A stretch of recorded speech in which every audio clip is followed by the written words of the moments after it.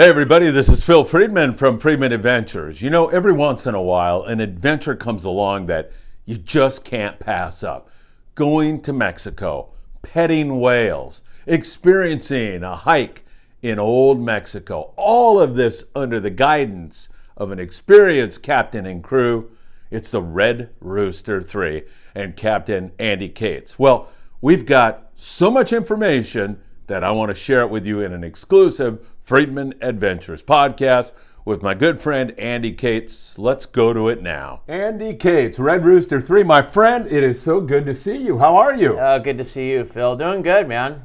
Just coming up here to visit you and do a little podcast. I am so grateful you made the long drive up here. I know it's a pain in the butt to do it, but man, you are into a new project. Normally we'd be talking long range fishing, big bluefin, all of that, but we're going to talk something entirely different, and I've already heard a little bit about it, and I am really enthused about it. It sounds great. What is it? Well, what this is it's a Riviera cruise that we do down in Magdalena Bay, and this is actually our second year doing it. Last year was our opener of the entire thing, but the way this thing started was about 3 years ago, my son and I went down to Magdalena Bay to visit somebody that we do business with, Mag Bay Outfitters. Yeah. And he invited us down. We stayed in his little hotel in Lopez Mateo, which is on the north end of the mangroves of Magdalena Bay. And that's a little pueblo, I'm guessing? It's just a little town, a little dirt road town. Awesome. Very quaint, Yeah. adorable little town. So we stayed there, and he has a couple of boats, so we were able to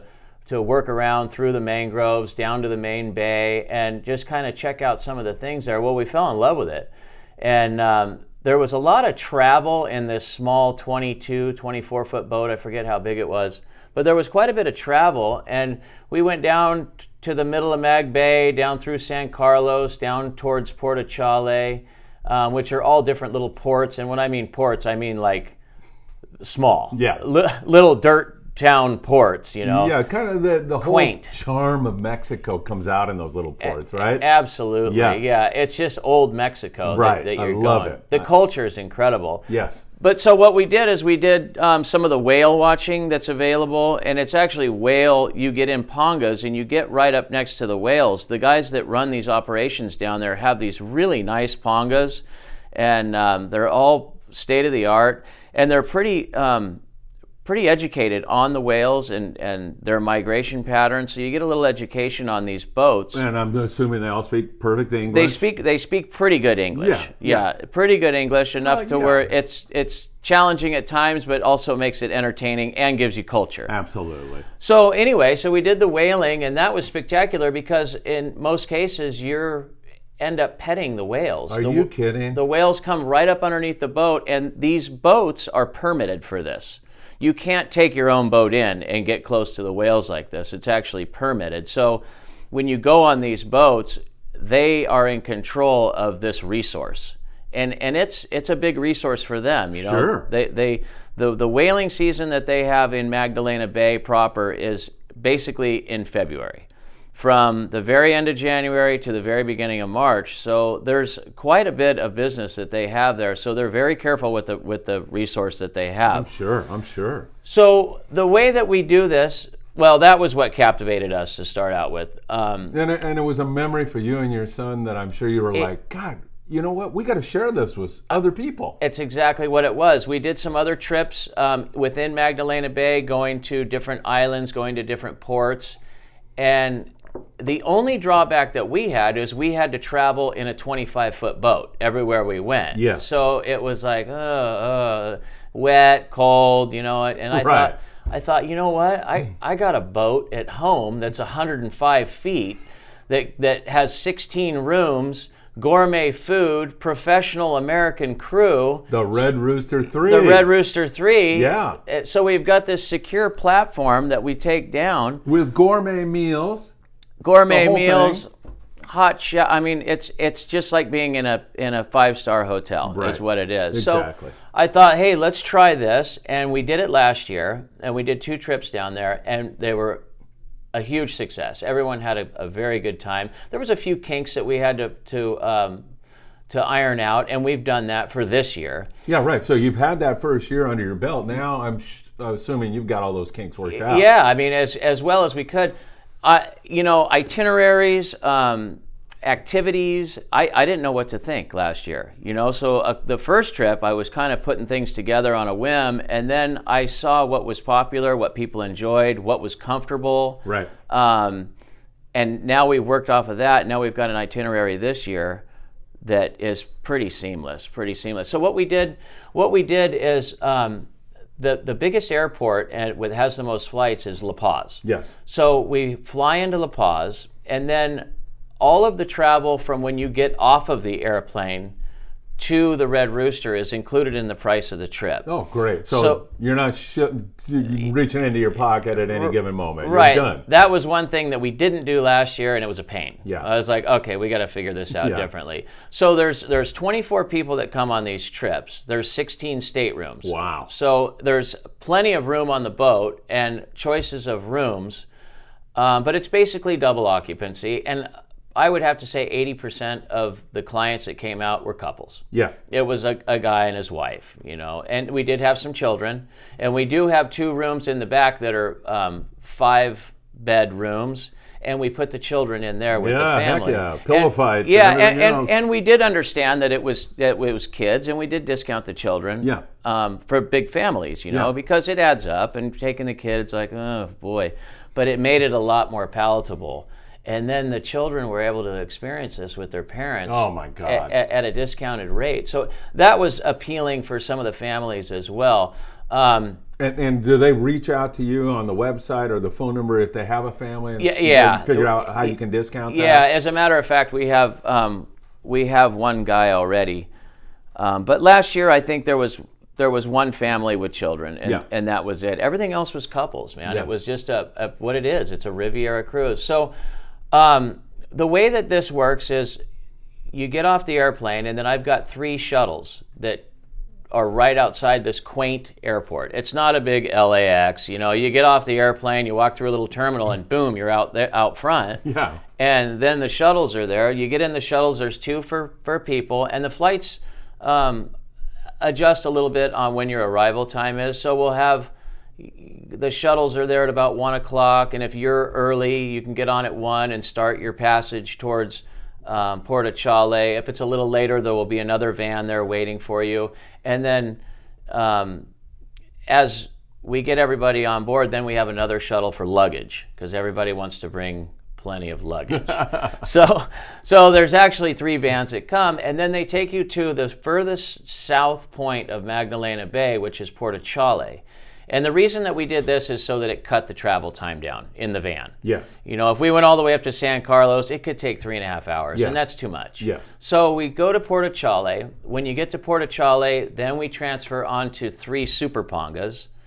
And immediately, when you untie the super ponga, you come out of a mangrove and you go into this channel, and it's just teeming with life. Porpoise, whales, all kinds. Like, immediately you're just like, oh my, this isn't what I expected. This is incredible. Yeah, this is National Geographic stuff. It absolutely. Wow. Whales breaching up on balls of bait, birds tunneling down into it, and you're like, oh my God, this is what we're in for? When you get off. This is before you even get on Red Rooster. Wow. This is just transiting to the Red Rooster. This is freaking amazing. So you get to Red Rooster, and we've got a nice ladder with a nice handrail to get on and off the boat, because there is some getting on and getting off throughout the trip, without a doubt. Every day you got to get on and off the boat. Yeah.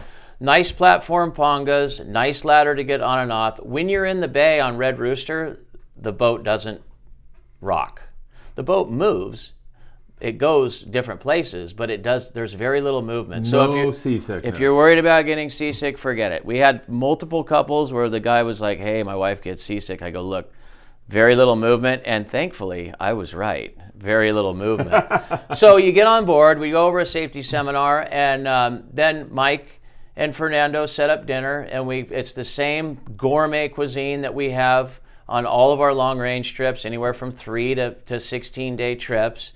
And that's set up right at sundown or just after sundown, so you have nice dinner when you get in. Everyone relaxes, gets unpacked, And then the next morning, we'll start out doing a whale trip, which usually takes up most of the morning.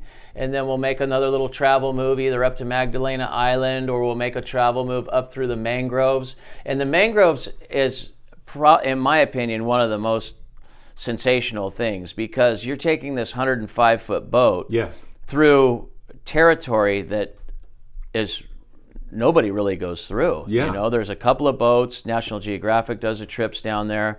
A couple other local boats, but there's periods of time where you're going through this channel on Red Rooster, and 15 feet to the right of you is bushes and land, and 15 feet to the left of you is bushes and land, going up this tiny canal. God, it must feel like a jungle cruise. It does. It really is. And it's about a 3-hour run, and then we get up. Oh, my God. Yeah, and then we get up to Lopez Mateo, and there is good whaling down at Portachale, but I prefer the whaling up at Lopez Mateo. Why is that? It seemed last time we were there, and this changes all the time, but last time we were there, it seemed that there was more calf cows. Oh, okay. There's more mommies and more babies together. And what people don't understand is when you're in these mangroves or these lagoons, the water's only 25 feet deep.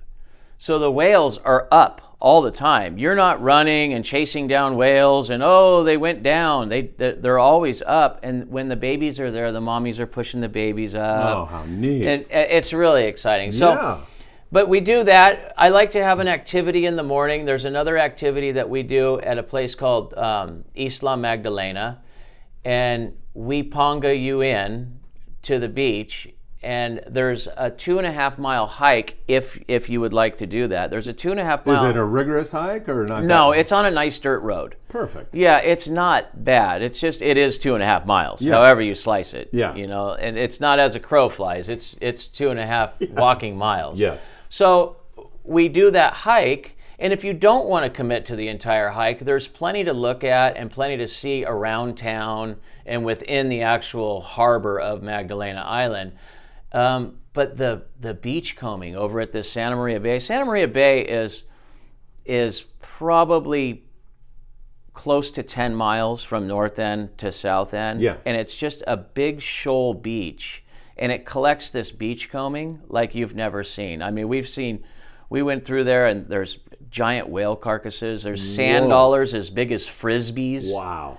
All kinds of different shells that I couldn't identify. But, you know, as you go more and you learn more about it, you start to identify things. Turtles, porpoise skeletons. I mean, the beachcombing's crazy. It might sound a little morbid, but it's interesting. When you're walking along, you're like, wow, look at all this. Yeah. What's going on? And that's not all day. You know, I like to do the activities in the morning. Then we get back for lunch, and Mike and Fernando set up a beautiful lunch. And then the afternoon, we'll either make a short trip, a cruise, have happy hour, and the whole boat is set up for this, where it's not a fishing boat at this time. I've pulled all the fishing equipment off.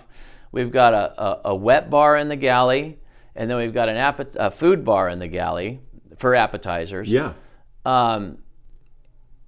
And I hire a woman, and her name is Ellie, and she comes on and she stays with us on board, but she's one of the local residents. She lives in Lopez Mateo. Fantastic. So she comes out, and she speaks okay English. Yeah. I'd say borderline okay. Yeah. But it's part of the culture. Exactly. You know, everybody loved Ellie. Part of the experience. Yeah. And so she sets up cocktails in the afternoon, and we keep track of those. They're basic well drinks, and we'll keep track of that. And then she sets up her massage table. Oh, come on. When weather permits. So we set up this table, a canopy up on the bow when we're doing our cruises. And weather permits, meaning if it's windy. If it's windy, we have to shut it down. But morning times seem to work out best when the winds were light. But she does these massages, and we had a line for massages, including my wife, of course. Yeah. Including my wife. So that was kind of a nice thing. But what she does is she comes down and she'll put the bunks in the rooms together. So when you get back from your activity, the bunks are all made, everything's vacuumed, everything's kind of put together. Like a 5-star hotel. Yeah, so when you get back in, you're like, oh, nice, I'm going to take a little nap, and everything's all remade and everything's cleaned up. A lot of people just leave her a little tip. She's got, 10, 12 14 rooms to do at times. So, it's well worth her time, and she's a sweetheart. So that was a nice thing that we did. That is awesome. It really was. And she was a doll. So I'm expecting to have her again this year for the same trips. Getting back to the Magdalena Island, probably the most popular thing, and if you look through our website, you'll see some of the pictures of the dining there, and it's basically a palm frond restaurant that's been there for I don't even know how long, and it's all the fresh seafood, the chocolate clams, the shrimp, the pesca frita, that how they do the fried fish, absolutely. And you pick through it. And there's a little bar there, but it's all like basically just off the beach, and it's like it's been there for 70 years. I mean, it's incredible. It's old Mexico. And we get the whole group together. The whole group's there, 20 people, 22 people are there, and they'll have lunch all together, and it's a big party. Then we get back on the boat. Come on, that sounds so unique and such an adventure, and the food has got to be to die it's for, great. right? It's fantastic. Yeah, the cuisine on the boat is absolutely fantastic, and the rest of the crew, it's a nice, secure platform and clean. A lot of people I know from the years when I'd camp down there, and you go out and you do your surfing or your fishing or whatever, and you get back and everything's still kind of dirty, and you're trying to get cleaned up. You get on the boat.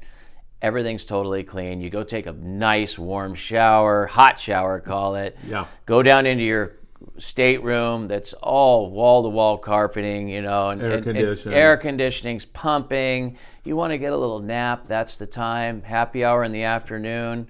We light up all the candles and the tables on the back deck in the evening with the sunset. Is unbelievable. Then it's dinner time. By then everyone's shot. They've had some cocktails. Yeah. They go to bed, and then the next morning we start up on another rack of activities. Jeez. One thing that I do like to do is after we do the whaling up in Lopez Mateo, I'll take and do a little guided tour through Lopez Mateo, which there's a little retail store and I mean little. And we'll go to the grocery store, and you can get cheeses and flour tortillas and little salsas and some of the culture, some of the food from actual Lopez Mateo. And then you can bring it back, and you have additional snacks to go on. But a lot of times we'll go in and get more produce and get some of these, more flour tortillas from the country. Yeah. And cheeses from the country, and it's just spectacular. It just adds to the already spectacular cuisine that's on board the boat. And Andy, what I like so much about what I'm hearing here is that you're out there experiencing the culture. There's some people who've never walked into a Mexican supermarket. So that's eye-opening, and getting out there and at that restaurant and going on that hike and experiencing the town. Those are all things that are so appealing to me as a person who's lived in Mexico for several years. I absolutely love your approach. It's a combination of that secure platform with gourmet food, but also experiencing the culture, and then all these natural phenomenon that you're running into. It's a freaking dream trip. It's amazing. It really is amazing. It's one of those things where it's a 4-day trip, considered a 4-day trip. So there's 3 days of activities, and it's one of those things where it goes fast, but there's never, by the time you're getting off the boat, personally, I feel like you've done just about everything that you want to do down there. We pile it in so that there's always activities, there's always something to do, and 4 days later, you get off the boat with this experience that was spectacular, and you're home.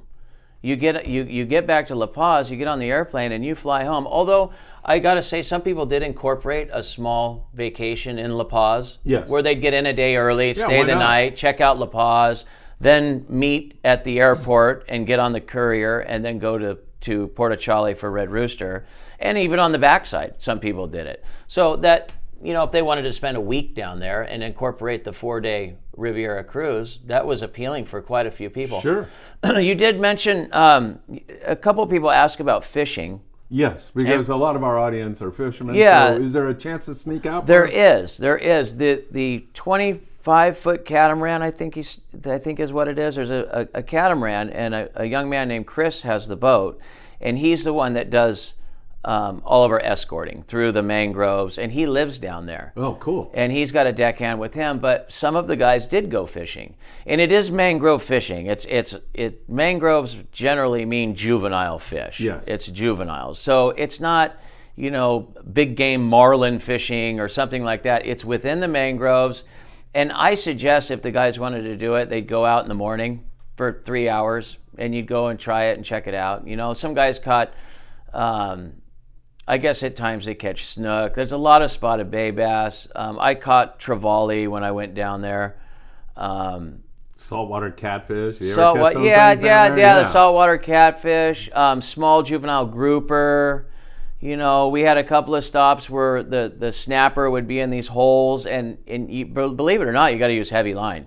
You got to use like 60 pounds. Because they run you into They just run you right into the mangroves, and you're done. So we were all, when Andrew and I went down there, we went fishing one day with Chris, and he's all, here, rig up with this. We're using 60 and 80 pound test. I was like, you got to be kidding me. He's all, no. And it was for a reason, because everything is shallow and everything runs into the mangroves. But that is available. We had a couple of people do it, but the other activities, especially the guy had his wife with him. It's one of those things where if you want to go fishing and check it out, you're more than welcome to. Yeah. You do a 3-hour trip. It's an additional cost. Yes. It's $300 to go out for a half a day. Yeah. And I think that was from 7 o'clock to noon or something. Was what he charged.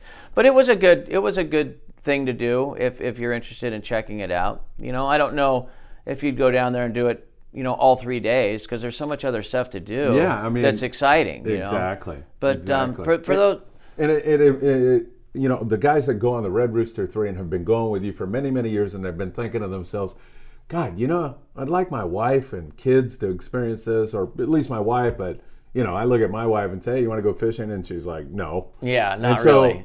But now you can say to your wife, hey, sweetheart, how would you like to go on this boat that I spent so much time on? I love the crew. You get to experience it. You're not going to get seasick. And my God, we're getting to experience some stuff that I haven't even seen on the fishing trips. No, that's exactly what it is. Yeah. It's just a whole different thing. I'm excited this year. We've got one trip that's about sold out, and I'm pushing to try and get another trip sold out. After the success we had last year and getting some of the nuts and bolts tightened up on this whole thing, I feel that we're going to have a pretty good show on people this year to try this out. Great. So we're excited, and I'm just putting out a little bit more here because it's something that people come out on the boat and they're super interested in, but you forget. And right now is when people are entertaining their wintertime trips. And what you got to remember too is that the climate in February in Magdalena Bay is about 62 degrees at night, and then daytime it's 75 degrees. Oh my God! I mean, it's perfect. It's that shorts, sweatshirt in the afternoon. Right. Shorts, better take the sweatshirt off in the morning, and then in the evening there's a chill. But it's a wintertime vacation that can get you, if you're live in the mountains, you can get down and be very comfortable. A lot of times that Mag Bay area, Cabo San Lucas in the summertime, even late fall, is pretty hot. It's really hot. Yeah, I mean, where you don't want to do hikes. Exactly. Where you don't want to drive around in a little boat. So that's another plus to this, is the climate in February is perfect. Supreme. Yeah. And granted, I've only been down there the 2 years to experience the climate, and it does change. Yeah. But I would say between the 2 trips that I did, the one with Andrew and then the one last year with the Red Rooster, the climate was very similar. Very similar for both trips in February. So a lot of people ask that, hey, what's the weather like? When I go on vacation, the first thing I ask. When people come out sport fishing, first thing they ask is, how's the weather? Yeah. Right. It's a big deal. It is. It's massive. You go out on a trip and the weather's windy, choppy, or rainy, you're like, oh. Why did I do this to myself? Right. Exactly. Oh boy, here we go. So and there's, with weather, there's no promises. What we can do, though, is we did have wind on a couple of the trips, and we just switched the itineraries around, because I don't like taking the people out whaling when it's windy. Yeah. Because it gets choppy when the little ponga, and it's not nearly the experience. So we've just switched things around. On a windy day, we did the hike. Oh, perfect. And then we would do the whaling the next day and the whaling the next day, and it worked out really good. Yeah. And I found that if you do get a blow, it usually only lasts 1 or 2 days down there, and then it's back to grease calm. But it's always in the afternoon. Come 2 o'clock, the wind does kick up every time, you know. And it's a nice breeze, but it's nice to be on the 105-foot boat at 3 o'clock in the afternoon. Absolutely. Much more comfortable. As you look at the people who come out on these trips and watch their jaws drop when they're petting a whale, what does that feel like for you? You must be thinking to yourself, man, this is freaking awesome that I'm able to let these people experience this incredible stuff. It was amazing. And this is not the first time. I mean, boats have been doing these ecology trips down here for decades, you know, the Spirit of Adventure, the Searcher. I think Royal Polaris does one too. But this is different because it's condensed. Yes. You know, you're not on the boat for 8, 10, 12, 14 days. That's a long time. In my opinion, and it's some people that's their big trip of the year. I get it. Me too. That's what you like to do. I mean, people come out on 16-day fishing trips. Other people think they're insane. You know, what could you? Even an 8-day trip to some people are like, "Oh my, do you get off the boat?" And they're like, "No," and they go, "That's insane." But not really. But just the idea of it being a condensed trip and getting in, and how secure that we've got it now with the couriers and the pongas and got it lined up.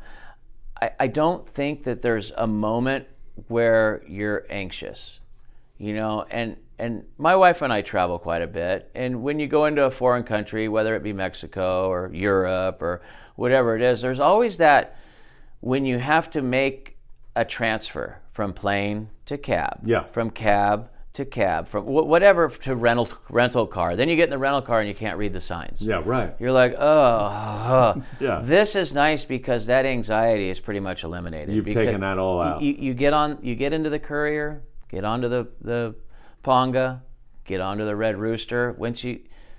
There's very little anxiety, and that's part of a vacation, in my opinion. That sometimes that travel, you know, can really be brutal. So, as far as the airlines go, I've found that those people that are in Southern California, they have the opportunity to use the CBX down at Tijuana. Right, walk across. And that's a boondoggle. Yeah. You can fly Volaris direct to La Paz. Yes. And drive down, and you just park your car in there. It's $20 a day. Yes. You're only there for 4 days.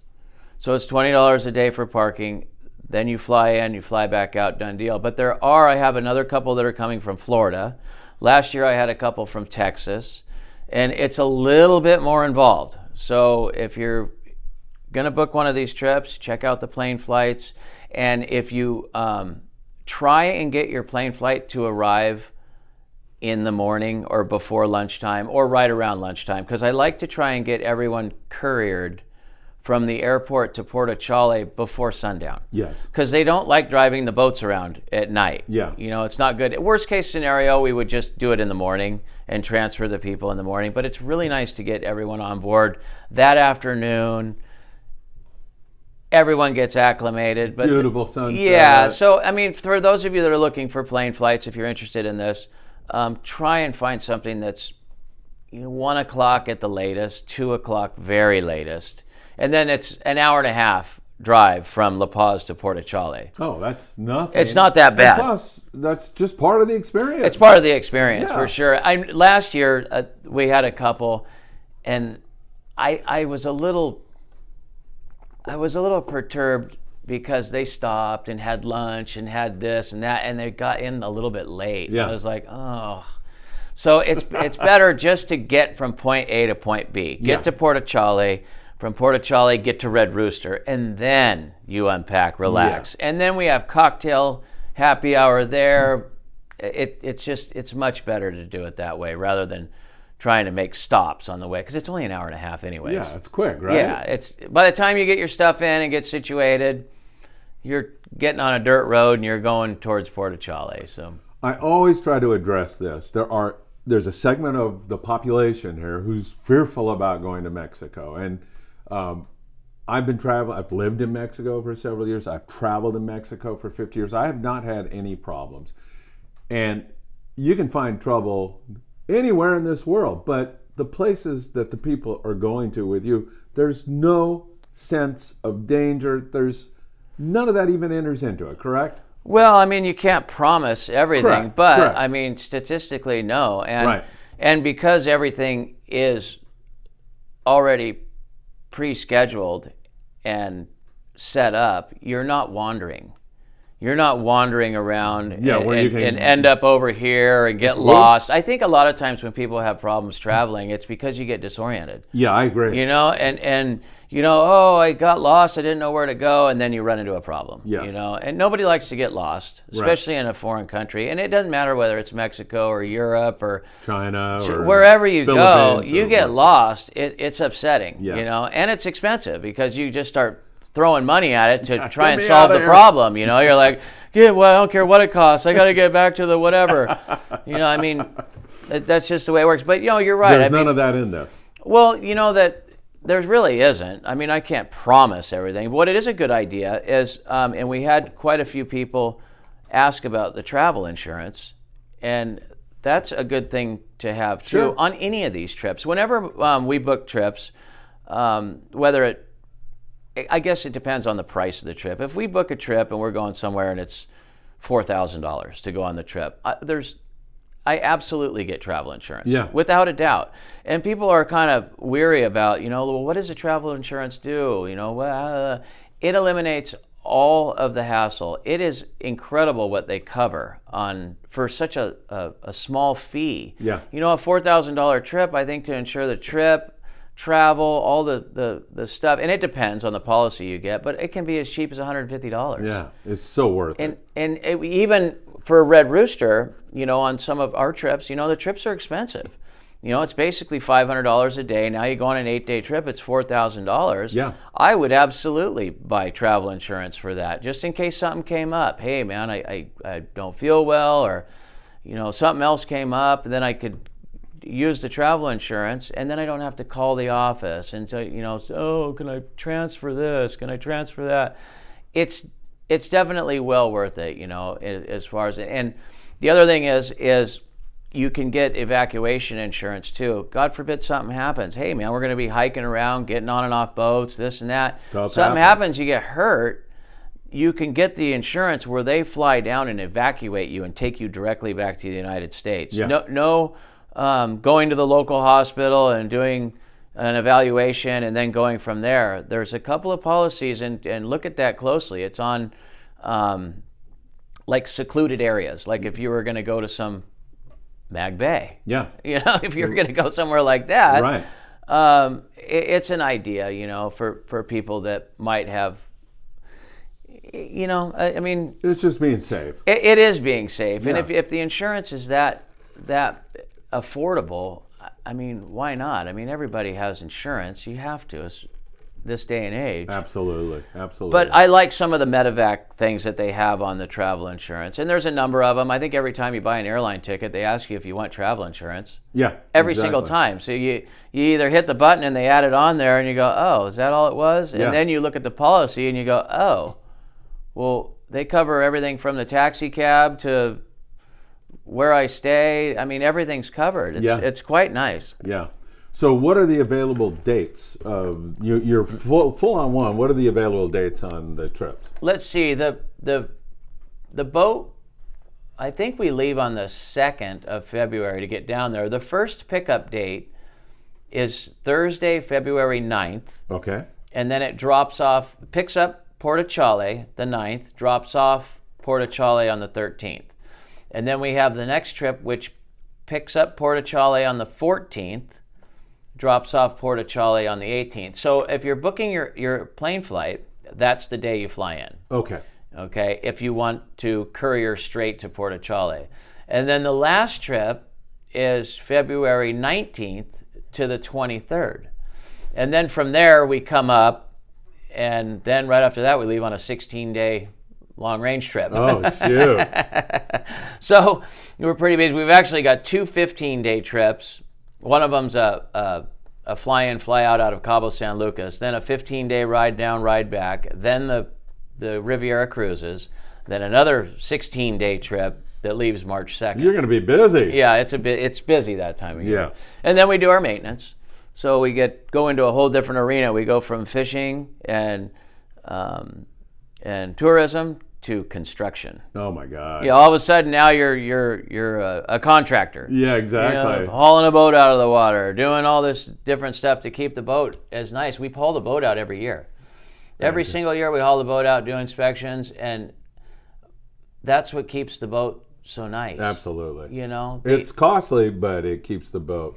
Well, pristine. the way, this is how I look at it. If you go to a hotel and you walk in the hotel and the faucet doesn't work right, or it's jiggly, or the shower head doesn't work right, and let's just say you come the next year and you stay in the hotel again, and you just happen to get the same room, and the same faucet doesn't work, and the same shower head's jiggly. You know, it's the little things where you're like, really? Yeah. I'm spending this much money, and you haven't fixed these things? You really haven't fixed the shower head? Yeah, right. So we take a lot of attention to little things like that on board, so that you don't have a latch that doesn't work, you don't have a reading light that doesn't work. So that when you come out the next time, you go, oh, okay, great. Maintenance is done 100% throughout the year, so that it is comfortable throughout my vacation. And it's big. It's a big part of the whole deal. Yeah. Nobody likes coming on board and having something broken. I get it when it's on the trip. Okay, we don't have what we can do to fix this. We're going to have to improvise. Right. But you don't want to have to do that the following year. That's correct. Yeah, I mean, come on. It's a door latch. Exactly. So, Andy, we've thrown the term around gourmet food, and I'm worried that people out there are not going to understand that we are serious about it. Can you give an example of dinner? I mean, people, sometimes you say gourmet food and they're going, oh, I'm going to get a ham and cheese sandwich. Yeah, no, it's not that it's at not all. like that. Some of the meals, Mike Knoll has been our cook now for almost 10 years. Excellent. And what people don't understand is it's not just the food, it's the coordination and the consistency. Consistency is massive. On a boat, it seems hard to imagine, but being consistent, like anywhere. You go to a restaurant, you're expecting this. Yes. And then you gauge it on whether it's worse or better. Correct. And then when it's worse, you're like, I What wonder what happened? happened. Yep. Yeah, why is that? So consistency is key, Yes. and Mike is a master of consistency, timing, getting these meals out. We have another young man, Justin, that fills in for him, and he's coming along really well with consistency as well on some of these meals. But first night out, it's a beautiful New York strip, baked potato, salad, shrimp skewer on top, dessert. One of my favorites in the morning. Breakfast is a big deal because a lot of us don't go get breakfast. Yeah. So when you wake up and crawl out in the morning, you got coffee, already brewed. You just walk up with your cup. Oh, great, the coffee's here.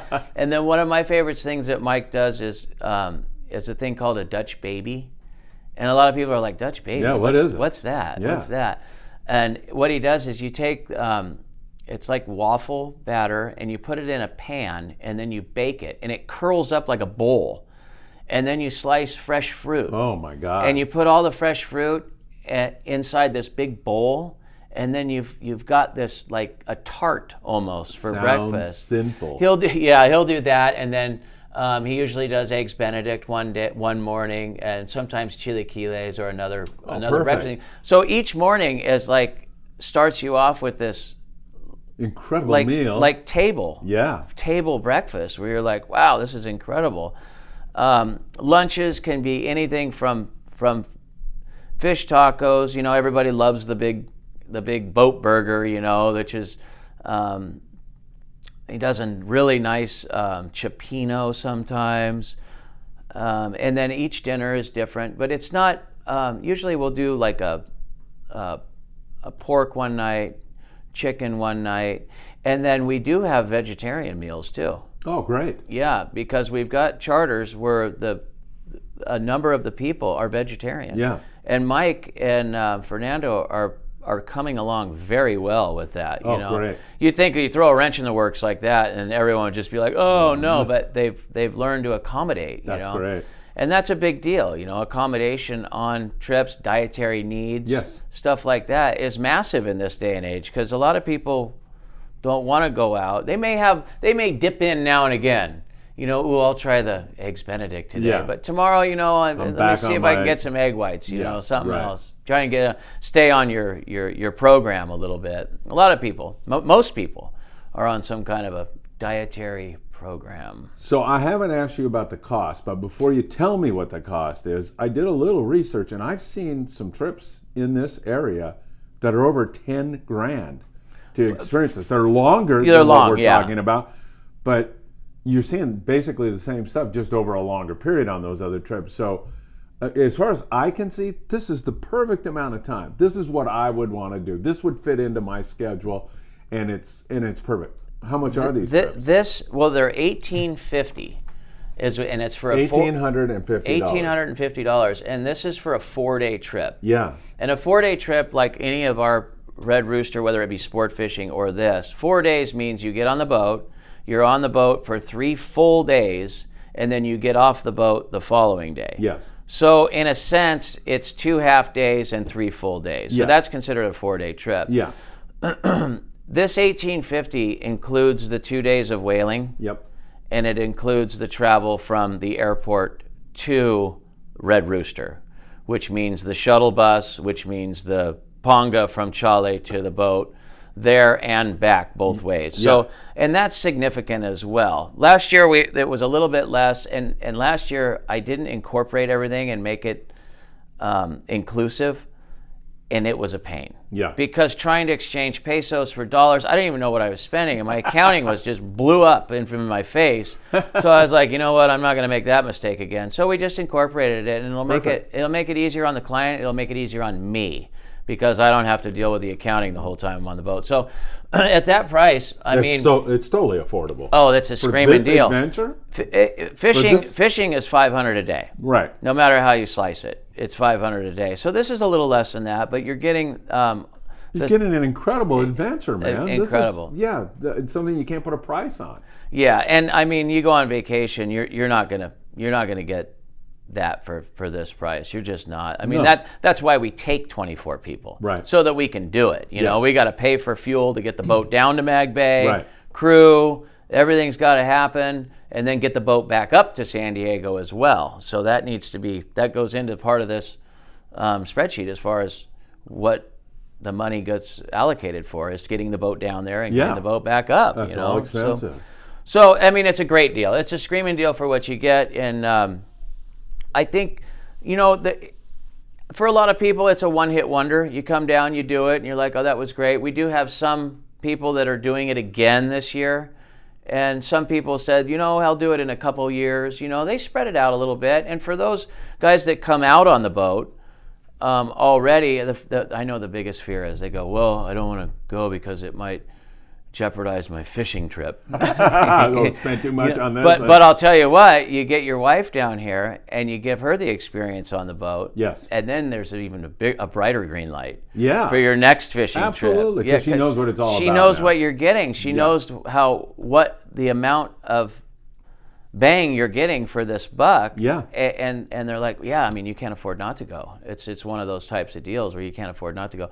And I mean, it's just one of those things where I think that a lot of people that are apprehensive about doing this, whatever the thing may be, anxious about this, anxious about that, I'm with you. I mean, anytime we go on vacation and there's multi-stops and transfers of people, getting in shuttles, getting into boats, getting from boats to boats, of course there's anxiety, but I really feel that this is a limited amount of anxiety as far as moving along. Oh, it sure seems like it. It is. It really is. Last year I didn't know what to say. I couldn't promise anything. This year I feel a little bit better. You got it dialed in. A little better bedrock on the whole thing. Yeah. I feel that I can honestly say, hey, this is a pretty much anxious-free type of voyage. Yes. So let me give a phone number real quick, and it is 619-224-3857. That's a number you can call right now, get further information, or you can visit the website, which is www.redrooster3cruise.com. redrooster3cruise.com. And people can get more information that way, right? Yeah, the website it's a pretty bare bones website. Basic. But it does give you the entire itinerary on. That's all you need. Yeah, basically the itinerary on a brochure, and it has the dates there, so you can kind of see what dates might fit your schedule. But it tells you all what's included, the potential itinerary for each day.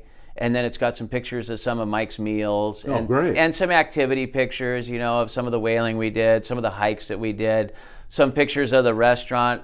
One of the guys, Larry Brown, put a little movie together. I know Larry. Yeah. Larry was out with us last year, Sensational. But he put a little movie together, so you can check that out with the group that was with him on that particular voyage. But, I just think that there's a lot of room for growth for this. Yeah, heck yeah. And if anybody's, second guessing or thinking, oh, maybe we should, just go for it, man. You're gonna be pleased. I can see that. I can see that. It's part of the reason why when I came out with this new podcast, I called it Friedman Adventures as opposed to Friedman Fishing, because I wanted to include adventures just like this. This one just strikes me as being such a great opportunity. I could see where I would go on it and say, okay, I've done that, I'm over. But you know what? For me, I know I would come back and go, oh, I got to share this with so-and-so. I got to share this with my kids. I got to share this with my wife. And then I wouldn't keep coming back, because to take somebody and then to show them this, it's got to be a remarkable, rewarding experience. The other thing with that, too, is that this is only the second year that we've done this, and there's a lot of resources down here that we don't even know about. Yeah. And so because this itinerary exists on this particular trip, if this kicks off and we do very well, the itineraries will change as we find new things to do. Like some of the Nat Geo boats will do. Believe it or not, when you drive up the mangroves, there's a sand dune, and it's like a glacier. It looks like a glacier. You go by it, but there's you're driving right by it in the boat. And you're looking up at this glacier, and there's sand waterfalls. Oh my God! That come down, and then the breeze goes by, and that's got to be beautiful. Oh, it's sensational. Yeah. We drove by there last time, and I was like, "What are the people doing?" There was people, like about 6 people, and they had tripods up, and they were capturing these waterfalls with photography. So, I mean, it was sensational on what they were doing. Yeah. And to capture it with the light and everything that they were doing, I would imagine that the final outcome was brilliant. I can only imagine. But, there's things like that and that we haven't even tapped yet. I'm just going with what I'm comfortable doing right now. But it's going to evolve. Yeah, as the years go on, we keep doing this, there could be whole new areas in which we do other things. I know there's a turtle rookery down on the south end somewhere. There's other activities up on the north end towards Lopez Mateo. It's the amount of area. I mean, Magdalena Bay and these mangroves is massive. I mean, the bay is huge. So when we're traveling in this bay, it takes hours, if not half a day, to just get from one end to the other end. So some of the travel's done at night. I like to limit the travel and do it in the daytime. We do not travel through the mangroves at night. It's too dangerous. There's no way. I'd end up on the beach. Right. So, but some of the travel's done at night during the marked channels inside the bay.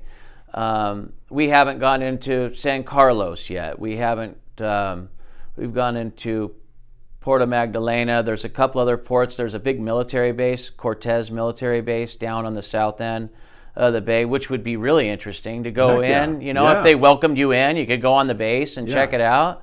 I mean, it's stuff like that, And the history there in Magdalena Bay, I was surprised of how much French influence there was over the years in that whole area. So I'm sure you see that in the bakeries down there, with different types of breads. And it's interesting that because it's old. Yeah. It's not like the U.S. Right. It's not brand new. It's old country. It's really something. And there's a lot of resources there. So over the years, you had the French in there. You had the English in there, and they were trying to pull these resources out, in which they did, silver mines, gold mines, copper mines, different stuff like that, all up and down the entire coast. And I'm no scholar on it, not by any means. I'm just taking people on vacation. But, we have had some people that have been scholars that come out on the boat that know a lot about this whole Baja California, and some of the secrets that It's remarkable. it has are incredible because Yeah. because of the age of it. It's an old country. Yes, yes. So that's what's captivating too. That's part of the charm of the whole trip, right? Absolutely. Yeah. Have we skipped over anything? Is there anything else we need to talk about? I don't think so. I mean, I think you have lit a fire. You definitely lit it in me.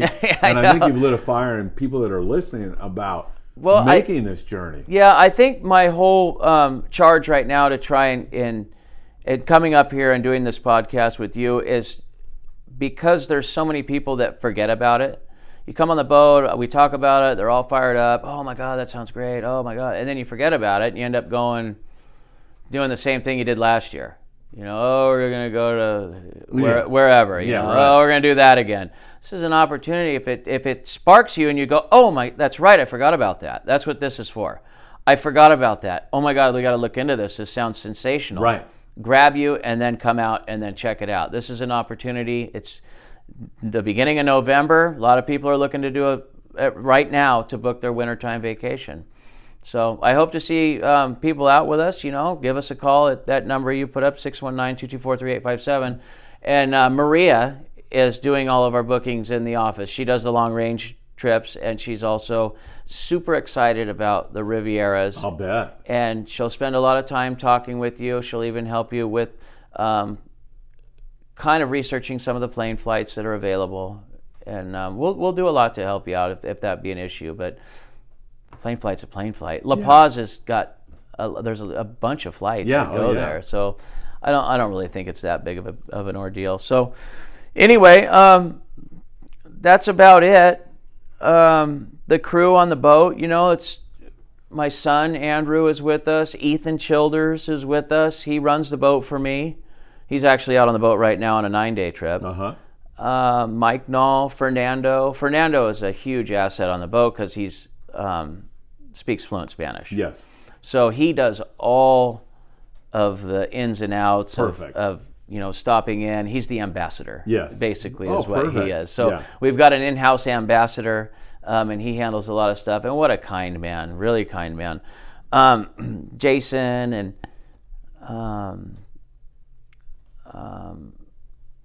some of the other guys there, Dylan, Malberg, just the same crew that you see in the summertime. If you come out with us in the summertime, it's the same crew on these whale trips, and the guys are super pumped. They're super excited to do these trips. It's something different. Yeah, it's something different, and it's all entertainment.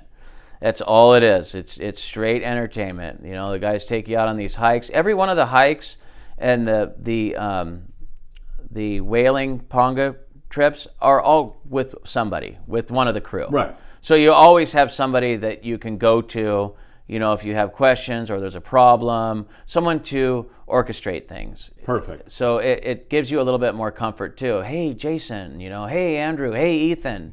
You got someone you can go to ask questions. So that helps out a lot as well. Absolutely. Andy, thank you for bringing this incredible adventure to our viewers. I got a feeling a lot of people are going to be joining you.